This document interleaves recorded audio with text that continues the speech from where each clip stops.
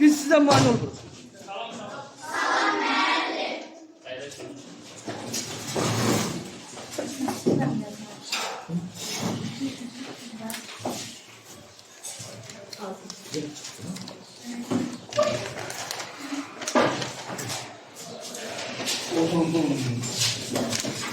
Sinir muayene. Davranma taşında bırakmak gerekiyor. Sinifdə şırdan üzrə 29 səfərdən 19 səfər dərsli iştirak edir. Üzülü səbəbdən 10 nəfər dərsli iştirak edir. 10 tane.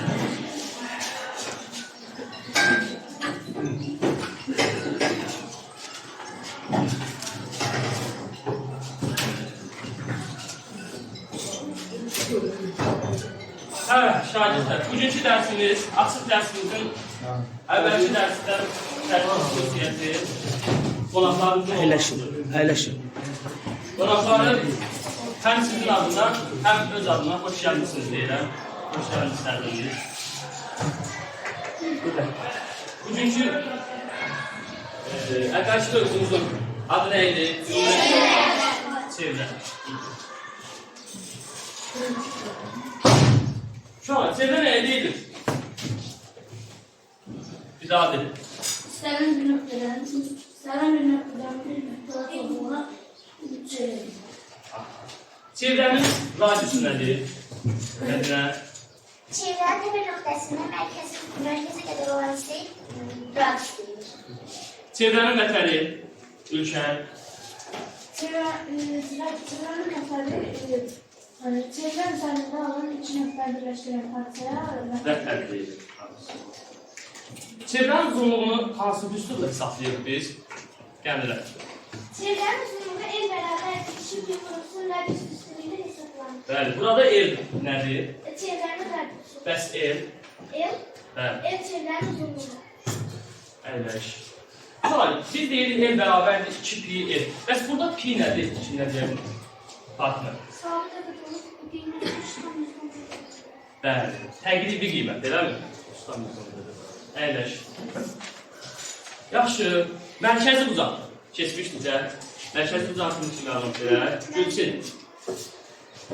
Çevrenin tepe nöqtəsi mərkəzində olan uzaq, mərkəzi uzaqdır. Mərkəzi uzaq sökənli görüşün yarısıdır. Sökənli görüşür. Bəli, söykənlik göstərir.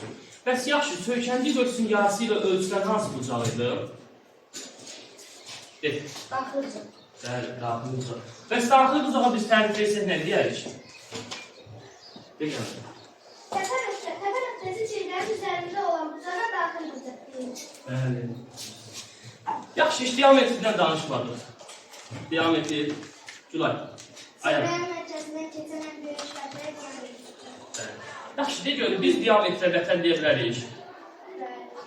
Deyə bilərik. Diametri hansı əlində işarə olundu? Bəli, diametri nəyə bərabərdir? 2 radius. Bəli, 2 radiusa bərabərdir. Yaxşı, dünənki tapşırığımız, ev tapşırığımızı açın. Daha çörək kimlə yazın, kimlə yazın.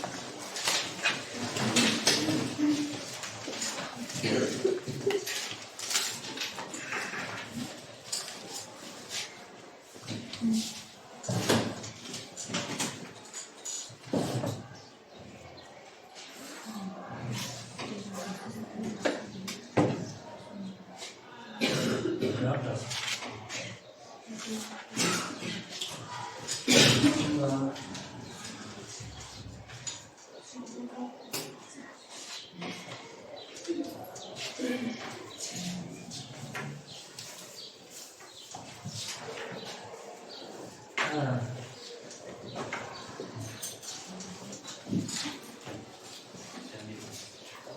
Neyimiz var? Sonra, üçüncü mövzumuzun adı dairə, sektor, segment. Əgər əvvəlki mövzumuz, yəni çevrədən hər hansı bir sualınız varsa, deyin, izah edək, sonradan keçək yeni mövzumuza. Var sualınız?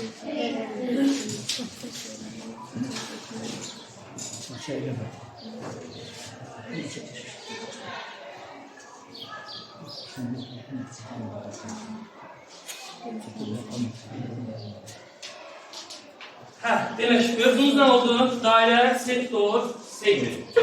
Bax uşaqlar, hər gün real həyatımızda Biz dairəyə aid hər hansı bir əşyanı görə bilirik. Məsələn, nümunə olaraq göstərə bilərik. Tutaq ki, hər hansı bir təkəri və yaxud evdə dairə formasında olan saatımızı və yaxud istifadə etdiyimiz boşqabı və yaxud lövhədə sizə sıralı şəkildə göstərdiyim pizzanı. Bax, pizza dairə formasındadır. Yəni, pizzaya dairə demək olar. Yaxşı, pizzanı gördüyünüz kimi dilimləyib deyirik burada. Biz fikirləşirik ki, burada dilimlədiyimiz pizzanın adı nədir? Və yaxud, pizzanı biz bu şəkildə dilimləyirik, digər şəkillərdə də dilimləyə bilərik də. Sualın qoyuluşu bu. İndi biz bu dərsimizdə pizzanı dilimləyib yediyimizdə o dilimə hansı adı deyirik və yaxud pizzanı başqa hansı şəkillərdə kəsirik və həmin kəsiyə biz nə deyirik? Üçüncü dərsimizdə biz onu öyrənəcəyik.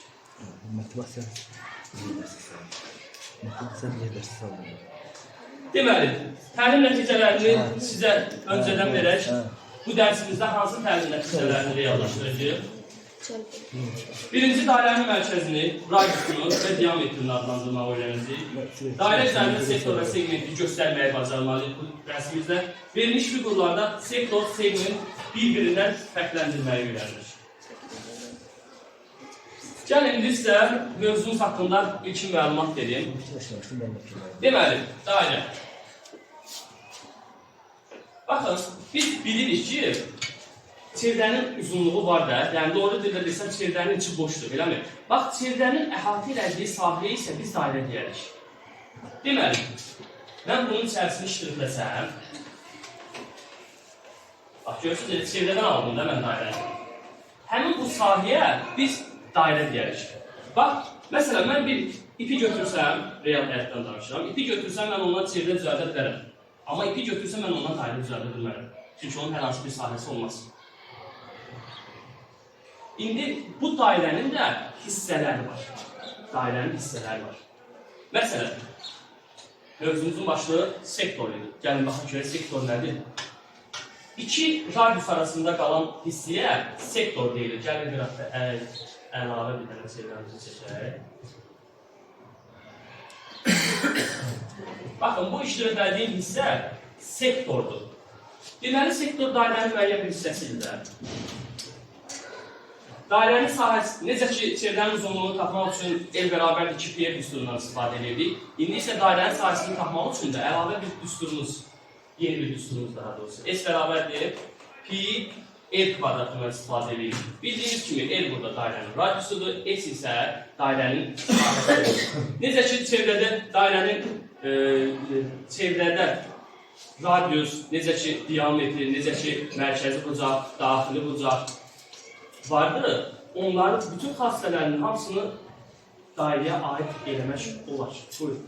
Müəllim, bəyək şəkildə göstərdiyiniz pizzada onun sektor adlandırılmaz. Bəli. Bax, o da sektordur. Görürsünüz, verdiyiniz motivasiyada həmin suala cavab tapa bilirik bu mərhələdə. Bəs yaxşı, segmenti gəlin bax. Yaxşı, sektoru başa düşdük. Sektor isə, daha doğrusu sektor dedim, segmenti isə vətər ilə göz arasında qalan hissəyə deyirlər. Baxın, mən dairənin hər hansı bir vətərini çəkirəm. İstədiyim ixtiyar bir vətər çəkirəm də. Bu vətərlə göz arasında qalan hissə ki var, bax, buna nə deyərik biz?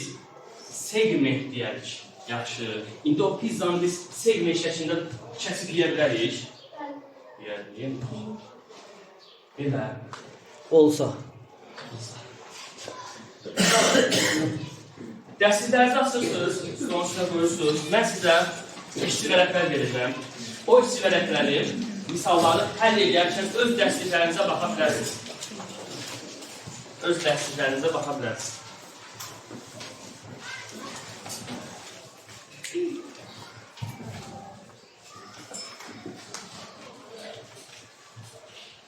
Hə, yaxşı.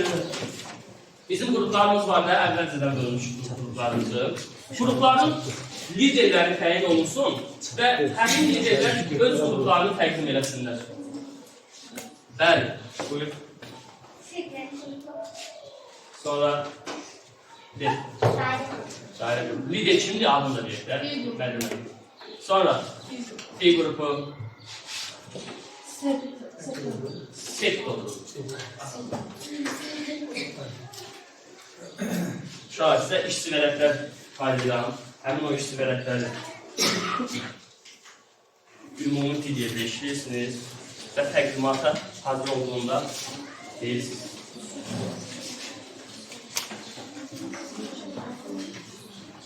Birlikdə işləyək.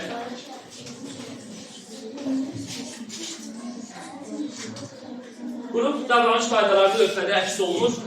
Əvvəl gəlin oxuyaq, ondan sonra başlayalım. Davranış qaydalarını lövhədən oxuyursunuz. Mən bir də toplamaq istəmirəm. Daha sonra başlayırsınız, işçi vərəqlərinizi işləyirsiniz.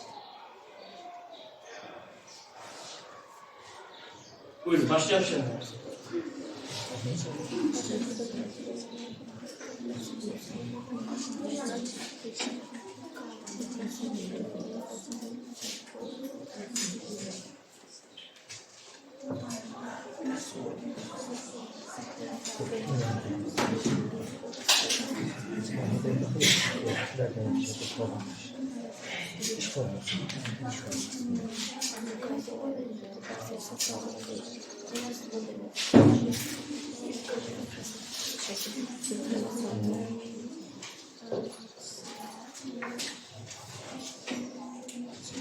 Dərslikdən istifadə edə bilərsiniz.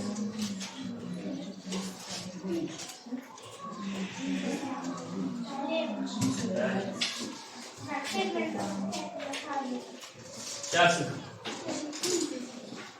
Lövhəni silək.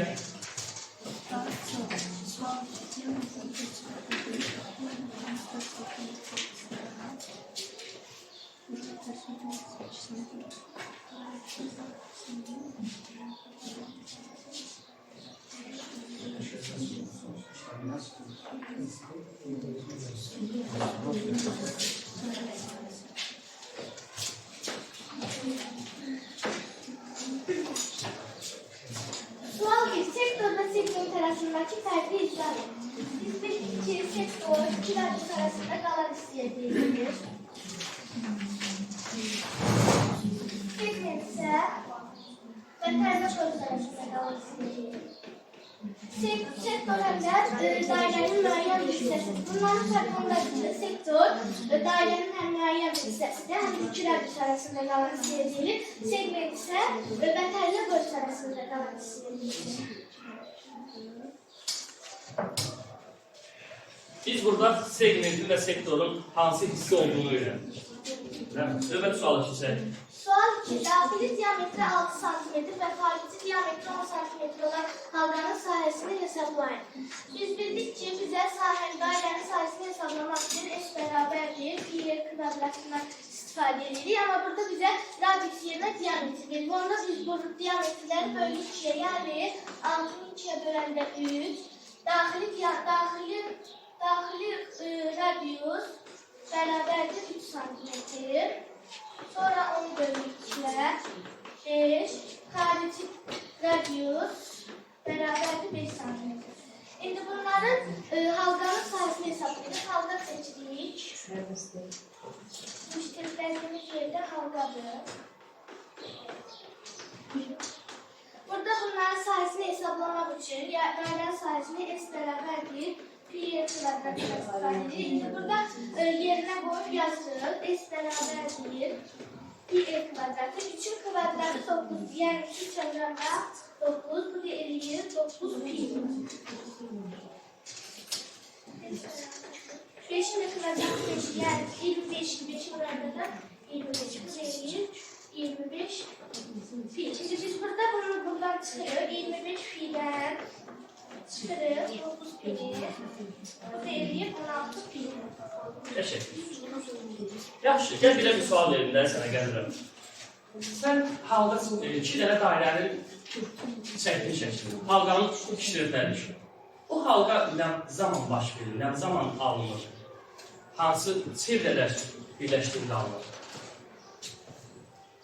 Bax, belə deyim də. Mərkəzləri üst-üstə düşən çevrələr hansıydı? Bax, görürsünüz, demək 2 dənə konsentrik çevrə çəkdik. Mərkəzlər üst-üstədir. Bəli, qalan sizdən şirkətlərimizdə bizə verəcək halqa. Əyləşin. Növbəti qrupumuz var. Gəlsin. Bəli. Hansı qrup gəlir? Dairə. Bəli, gəlir.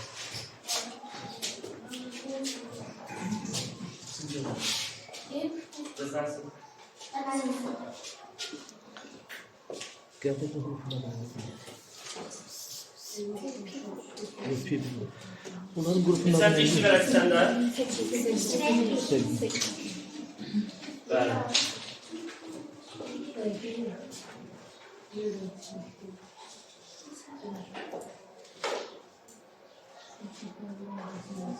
Uşaqlar, slaytdan da baxa bilərsiniz işini verəklərinizə.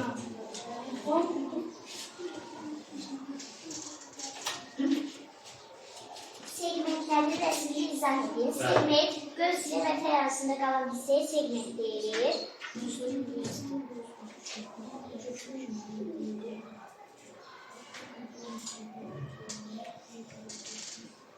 Və tər ilə göz arasında qalan hissəyə deyilir.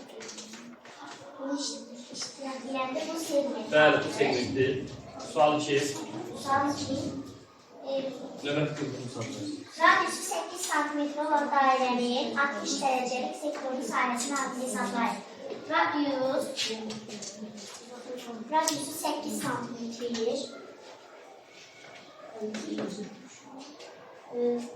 Dairənin 8 cm olan dairənin 60 dərəcəlik sektorunu, yəni alfa 60 dərəcə sahəsini hesablayın.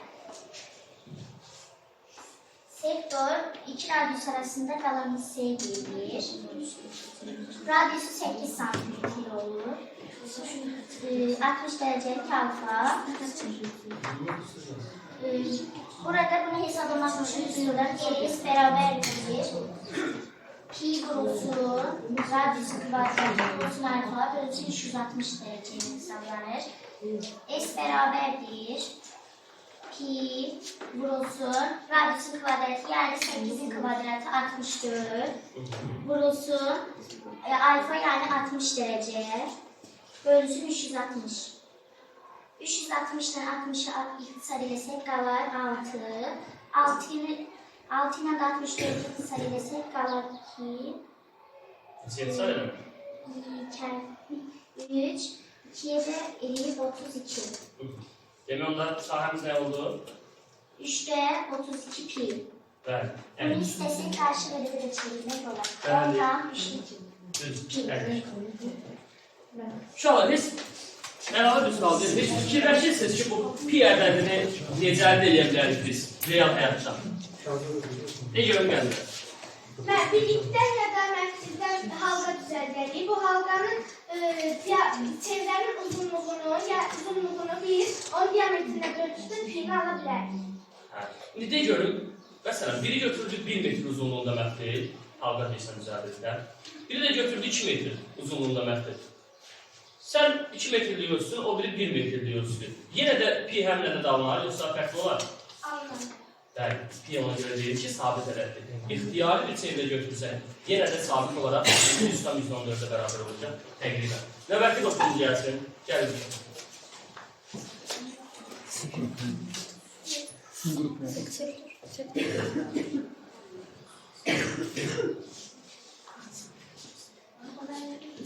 Neçənci işli verəkli mədinə Gülkər? 2. Sual 1. Radiusu 5 cm olan bir dairə çək. Bu dairədə bir sektor göstər və sektorun təxmini dərəcə üstünü deyilir. İnanlar çəkir. Radiusu 5 olan bir dairə çəkirsən. Radiusumuz 5 cm. Bu dairədə bir sektor göstərilir.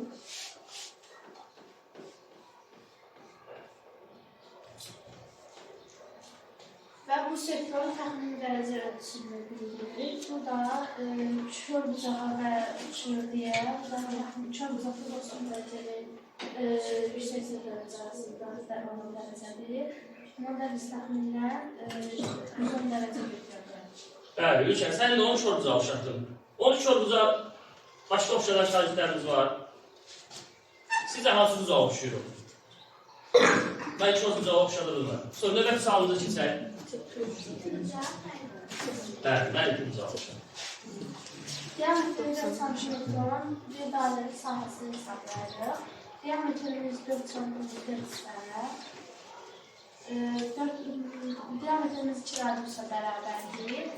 Ona görə 4 bölü 2-yə 2, radiusimiz burada 2 cm-dir.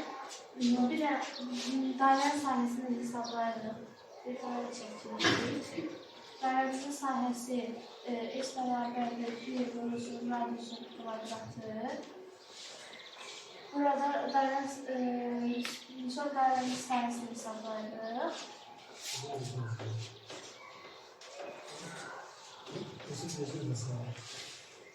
1 bölü 2'nin kvadratı bölünür. X bərabərdir 4. Bəli. Növbəti qrupumuz. Pi qrupu tərcümə lazım. Buyur.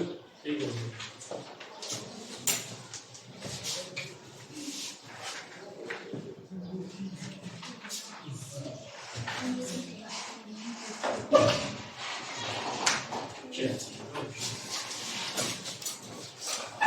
Burada bir.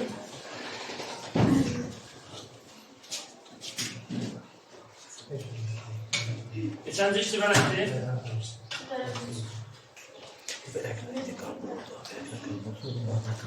Sual bir. Daire nədir?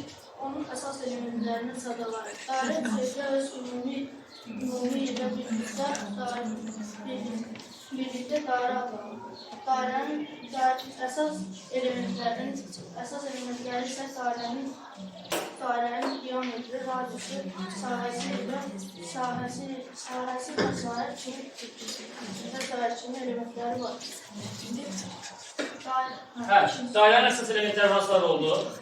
Dairenin əsas elementləri diametri, radiusu, sahəsi, diametri və radiusu. Sektor, segmentleri yolla. Keçək növbəti sualımıza. Şimdi sual. Diametri 10 cm olan dairenin 120 derecelik sektorunun sahəsini hesablayın.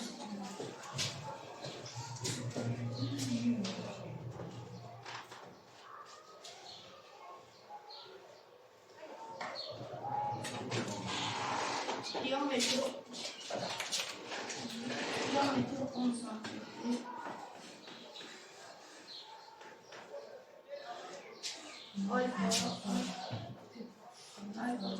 Alfa beraberdir 120 derece. Diametri olursa radiusu müəyyən edə bilər. Radius neçə olar? Radius Diametrin yarısı. diametrin yarısı 5. Bəli, yazılıb E bərabərdir 5. Aha. İndi biz sektorun sahəsini hesaplamaq üçün üstünümüzü yazaq. S bərabərdir. X beraberdir.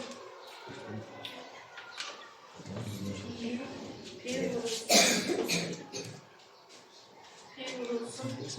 Diametri. Lider çıktı mı? Lider. Görüşe çıktı.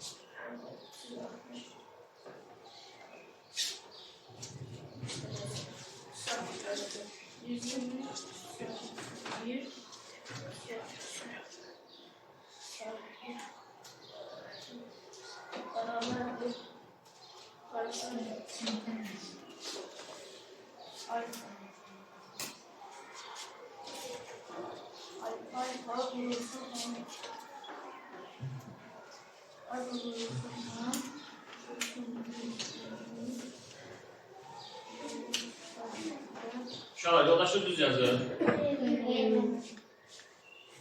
Neydə səhv edir? Deyən. Orada sektorun sahəsi S sektoru bərabərdir pi kvadratı bölünsün alfa bölünsün 360 derece olmalıdır. Orada radiusun kvadratı yerine diametri yazılır. Evet, radiusun kvadratı yerine diametri yazılır.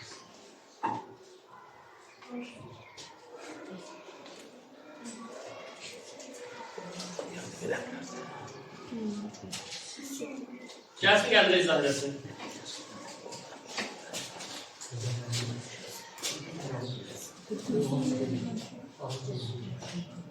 Fatma, qrupun önündə yoxdur, fikrisi kömədi ya. Sizin cəmimizin rəyi də bu.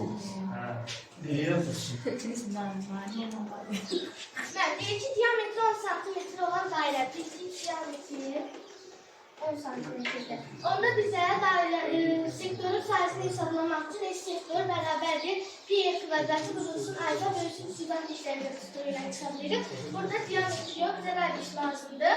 Ona görə də diametri 10 cm olursa, radius 5 cm olur.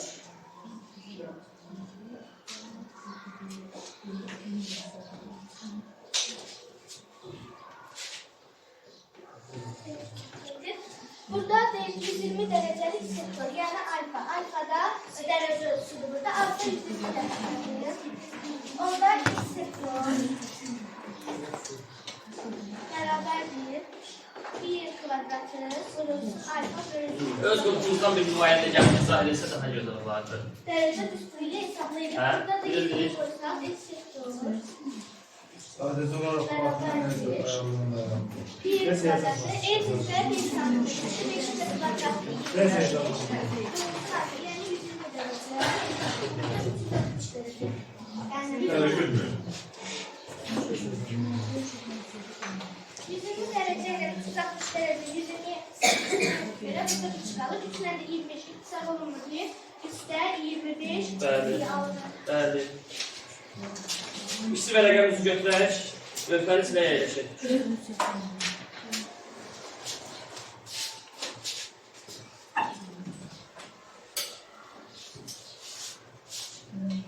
Uşaqlar, qiymətləndirmə meyarlarını diqqətinizə çatdırım. Birinci səviyyə şagirdlərimiz sektor və segmenti tanıyır, təsvir etməkdə səthini seçirlər. İkinci səviyyə şagirdlərimiz sektoru, segmenti təsvir edir, hadisələrini tətbiq edə bilmirlər, edərkən səthini seçirlər. Üçüncü səviyyə şagirdlərimiz sektor və segmenti təsvir edir, hadisələri düzgün tətbiq edə bilir. Dördüncü səviyyə, ən yüksək səviyyəmiz, sektor və segmenti yaradıcı şəkildə təsvir və təsvir edə bilir. Yəni, ətraflı şəkildə izah etməyi bacarır. Gəlin, öyrəndiklərimizi ümumiləşdirək.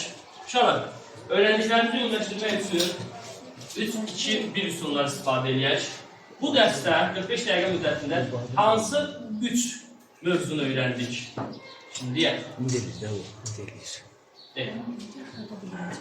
Üç öğrendiğim şey daire, sektör, segment. 3 öyrəndiyimiz dairə, sektor, segment. Bəs yaxşı, bizə maraqlı gələn 2 faktı kim deyə bilər? Gəldə desin. Ben siz beyaz şekilde pizza şeklini gösterdiniz. Orada maraqlı faktlardan ikisi budur ki, biz o pizzanı sektör ve segment vasıtası, hem sektör hem de segment vasıtasıyla dilimleyebiliriz. Bəli. Bəs yaxşı. Bizə qaranlıq qalan bir sualımız var. Fatma. Hem sektörün sayesinde bildiği segment sayesinde Necə oldu? Deməli, sektorun sahəsini bildirik, amma segmenti sahəsini mən sizə demədim, eləmi? Çağır, bax. Segmentimiz buydu da, eləmi? Segmenti sahə düsturunu sizə verməmişəm, amma sektorun sahəsi bildik ki, S bərabərdir, P kvadratlı, burasının arka dönsün 360 dərəcəyə bərabərdir. Biz burada, məsələn, bu çəkdiyimiz vətəli təpə nöqtələrini qeyd edəcək, AB nöqtəsindən qeyd edək. Burada özümüzdən sektor yarada bilərikmi? Bu sektoru yarada bilərik. Və sektorun sahəsini də müəyyən etməyə bilirik bir dərsimizdə. İndi məntiqlə düşünsək, biz segmentin sahəsini hesablamaq üçün həmin tapdığımız sektorun sahəsindən üçbucağın sahəsini hesablayıb çıxsaq, segmentin sahəsini verərmi? Deməli onda biz bunu bilmək üçün gərək üçbucağın sahəsini hesablamağı öyrənək və üçbucağın sahəsini hesablanmasını yuxarı siniflərdə öyrənərsiniz. Bu selektif olur. Səviyyələr yoxdur ki, elmə deyəcək.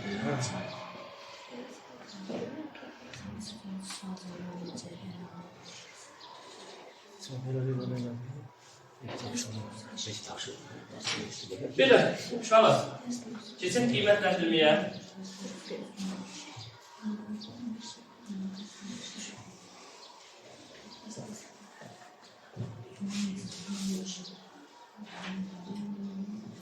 Qiymətləndirmə hissəsini fərdi şəkildə yerinə yetirəcəyik.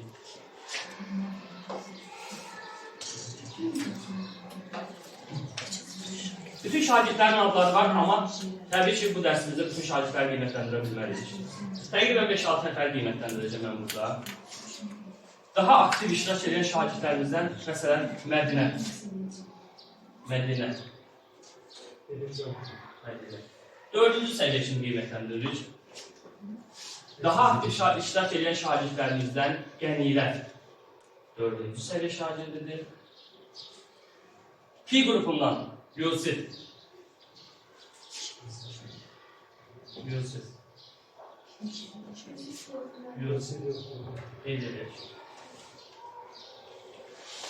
Yusif 3-cü səviyyə.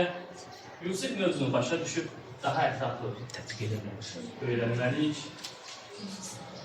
Sonra Aylin 3-cü səviyyə, Ülkər 4-cü səviyyə, Fatimə 3-cü səviyyə. Belə, uşaqlar, demək ki, sizə ev tapşırıqları, lövhəyə baxın, sözlüsünüz ev tapşırıqlarınızı.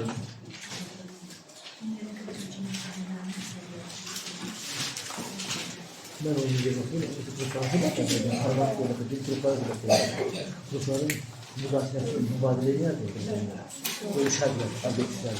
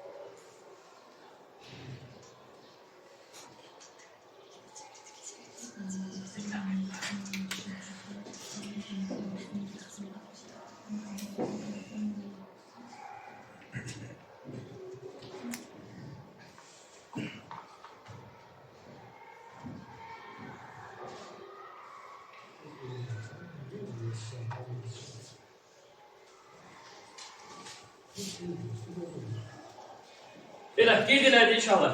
Gəlin, təlim nəticələrindən təkrar geri qaydaq. Dərsin sonunda şagirdin əldə etdiyi nəticələr. Bahar dairənin mərkəzi, radiusunu və diametrini adlandırmaq. Deyin görək, dairənin mərkəzi, diametri ümumi şəkildə cavab edə bilərsiniz. Bildik dairənin diametri nədir, vətən nədir, segment nədir, sektor nədir? Dairə üzərində sektor və segmenti göstərə bilirik. Verilmiş figurlarda sektor və segmenti bir-birindən fərqləndirə bilirik. Necə fərqləndiririk? Deyə bilərsiniz. Kim desin? Desin görək figuru. Sektor iki vəzifə arasında olan bir segmenti vətən bölgəsi arasında olan. Ayşə. Evet. Kim real həyatdan dairə nümunə çəkə bilər? Üstdə görünür.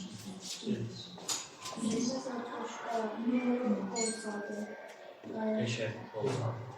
Üstlərində olar. Elə uşaqlar, mənim baxım qol saatim dairə formasındadır. Uşaqlar, demək, ev tapşırıqlarınızı aldınız. Sizdə qaranlıq olan bir məqam vardı ki, sektorun sahəsini hesablamaq üçün sizə düsturu mən dedim. Segmentin sahəsini hesablamaq üçün hansı qaydadan istifadə etmək lazımdır? Evdə maraqlanırsınız, internetdən, əlavə vəsaitlərdən istifadə edirsiniz. Sabah